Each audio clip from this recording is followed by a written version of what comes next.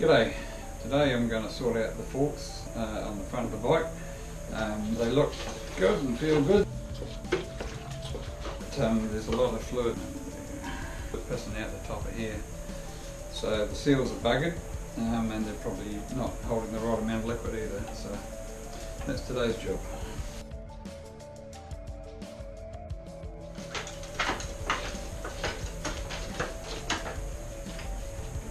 First up, I've got to remove all the wheel and brakes and all that kind of thing. We're going to take the forks off complete. So first up, we're going to remove the front wheel. So there's a coloured split pin on there which stops the nut from spinning off. Change the split pin every time you take it out. They're cheap, nasty, so throw them away, reuse them. Don't reuse them rather. Just loosen it for now. And then on the other side we've got a big clamp under the bottom here which holds that axle in place. Don't need to take it all off, just loosen it.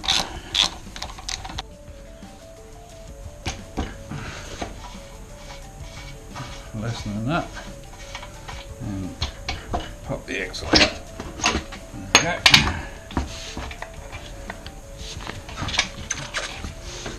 we go. Wheel gone.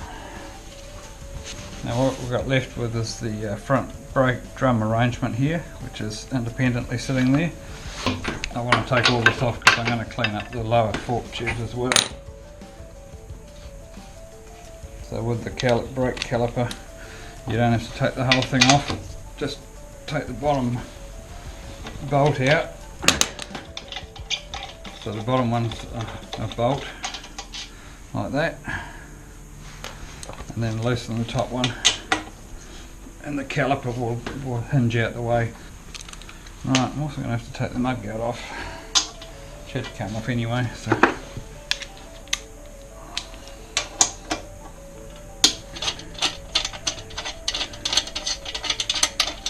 And then the mudguard just comes off, like so.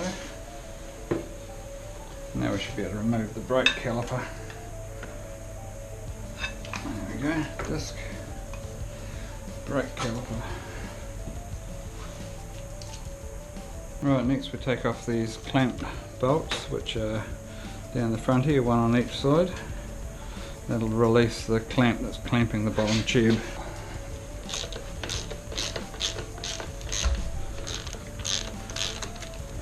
And then the big bolts at the top, which are up here at the top of the fork tube.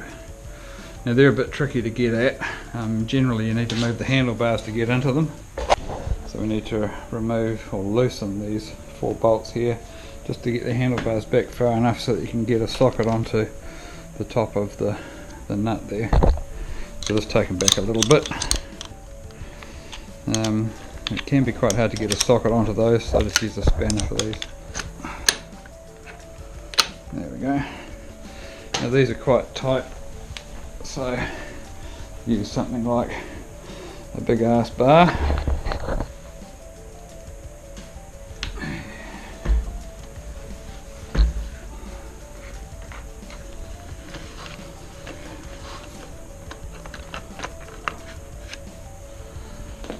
So that takes the cap out of the top, like so. Don't lose any of these bits. Now we should just be able to grab it with your hands and just rotate it out. The whole tube should come out.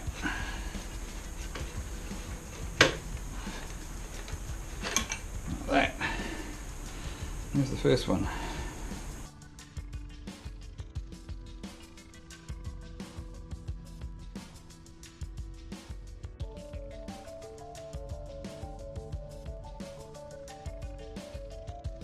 That's it, so there's number 2. Right, so here's the whole fork tube. So we've got the cap at the end. Down at the bottom end, if you look up there, you can see there's an Allen key right in there, and there's a bit of a bastard to get to on these. A lot of these forks you can just stick a rattle gun on them and run that Allen key out. Now that Allen key holds the damper at the bottom of the tube. You've got to get that out to be able to get the tube out.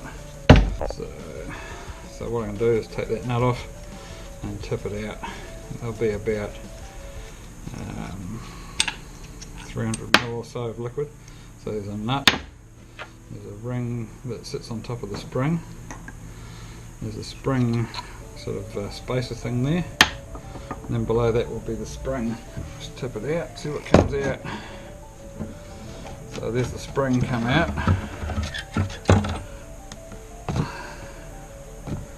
All of these bits I'll clean up. Now we'll just let that drain for a while. Right, leave that to soak.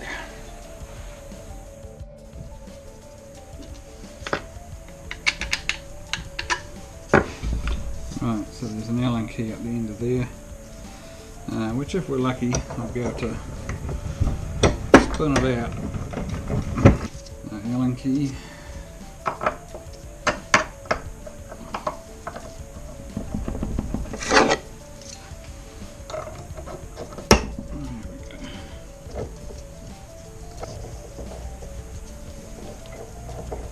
So just keeping a bit of tension on this. You can see it coming out as I'm loosening the Allen key, and eventually the whole thing will pop out. There we go.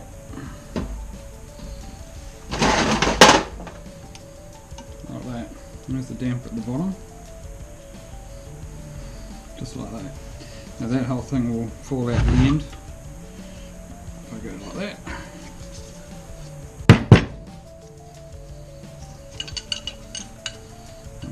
There's the damper come out the bottom.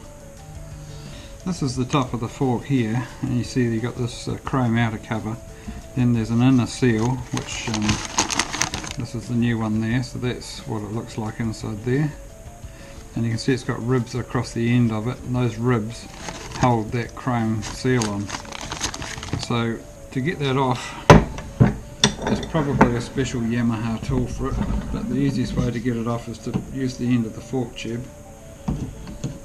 Just ease it in there and just use it to gently lever out the chrome cover, and you'll find that the chrome cover will just pop off in a sec. Here it comes.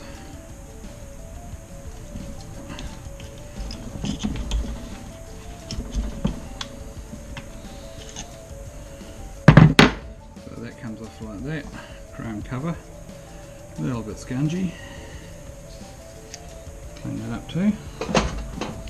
There's the old, well they call this a dust cover, but even that's actually perished, I can see. It's got some splits in it there. Okay, so this is with the dust seal removed, and under here there is a ring to hold that seal in down there. Alright, so there's the ring just on the outside there. I'm just trying to pry it out with this jeweler screwdriver. See if I can get round behind it.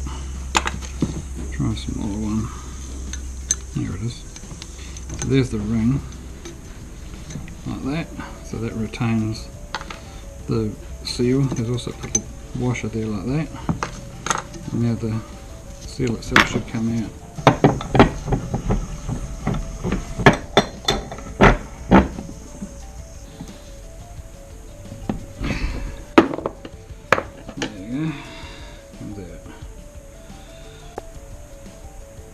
First up I'm going to clean out the ends of this. I've just got the Dremel with a sort of a nylon-y brush on it. Won't do it any harm.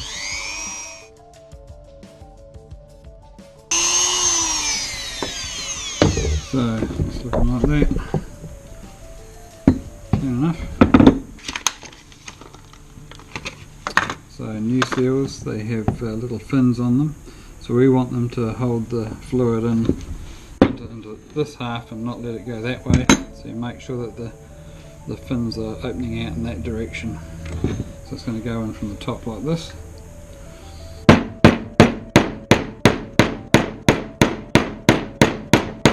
Use something like a socket that's the right diameter on top, just to touch it down. Alright, so when it's in, you should be able to see that ring there, which is where the where that clip is going to go. So So if that's in the right place, then there'll be room now to fit that flat washer, and then the spring washer that holds that flat washer in place. There it is, it clicks in like that.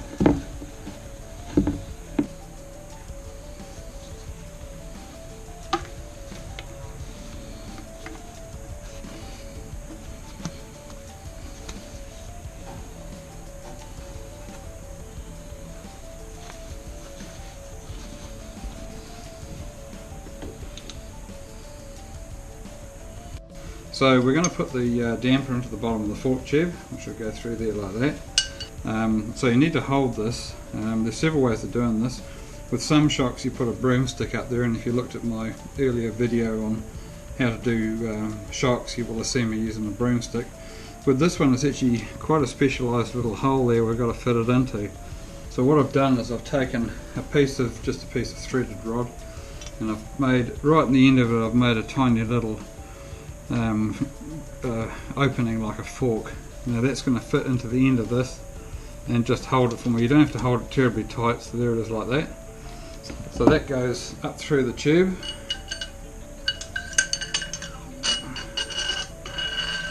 Comes out the end of it. It's got that aluminium piece there on the end, and then that goes into here, and it should go all the way to the bottom. There we go. When it gets to the bottom, we're going to put the Allen bolt on the end of it.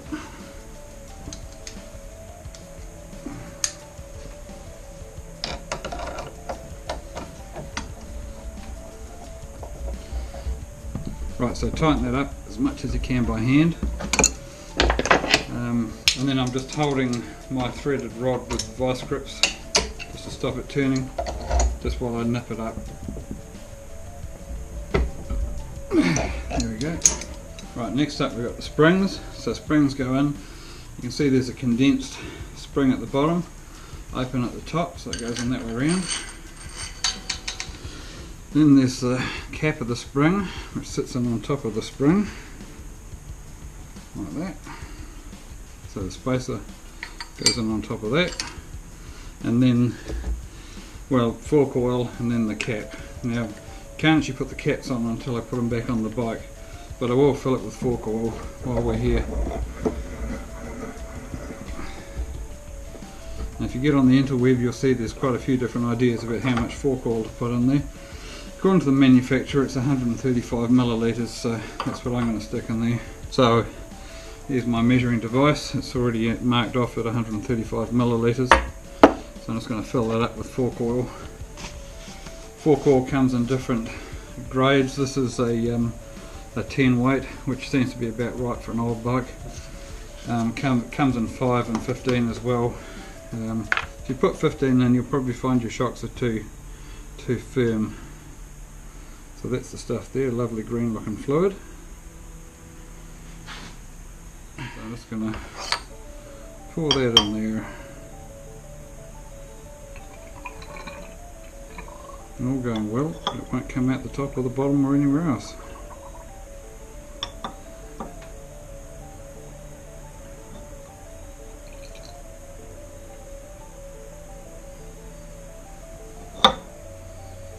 Yeah, that's actually to the top of the spring, so that's probably a good guideline. It will change a bit when you pump it a few times, so just drop that in. And I'll just work it up and down a couple of times just to get it right. There we go. And I'll just pop the cap on just to stop it leaking in case I knock it over before I get it on the bike. There we are, there's one. There's the other one I did a few minutes ago, so we're going to stick them on the bike.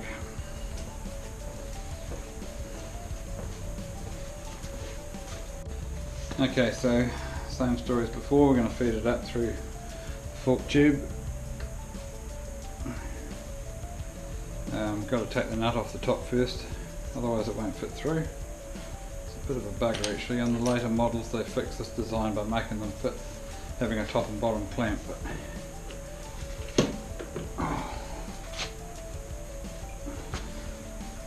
Right, then put the top bolt in, and that should pull it up into the top of the top bracket.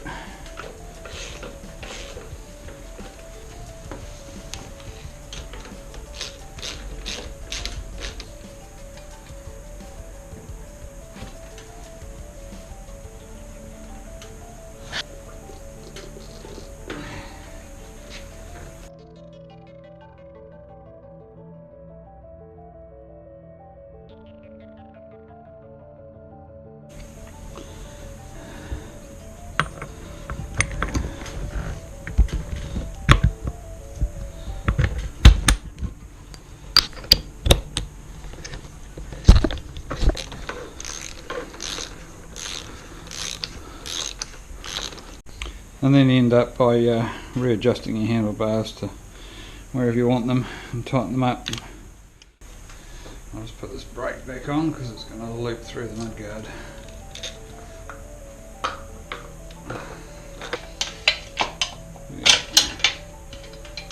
Four bolts.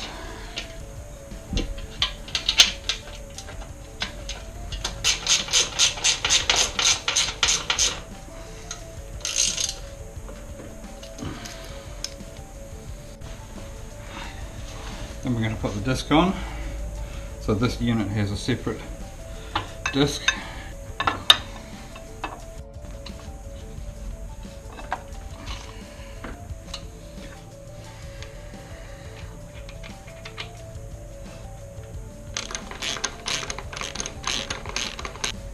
Then attach the caliper again, bolt at the bottom, nut at the top.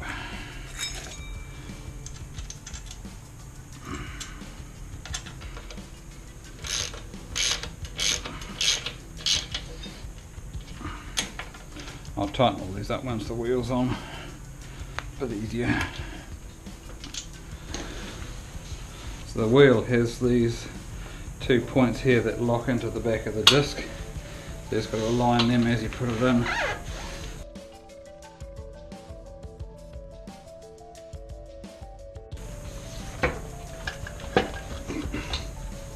Like that.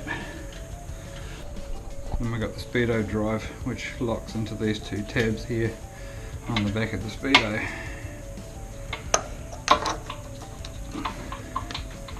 Like so. So the axle goes through all of that.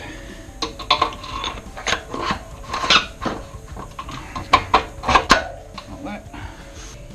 Nut on this side of the axle.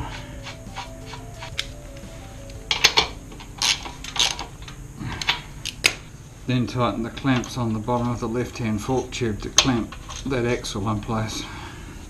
So they're just 13mm bolts.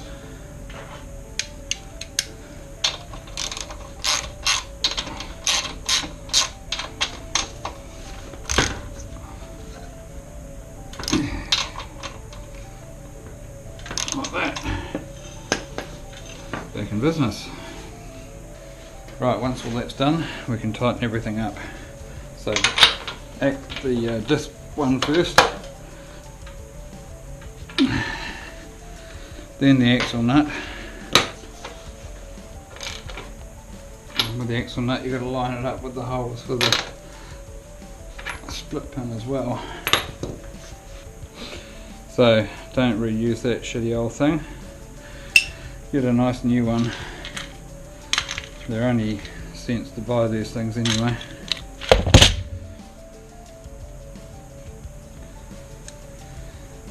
Let's run one up the outside and the other one just tuck it in like that. Just tuck the other one in. Never going to come off.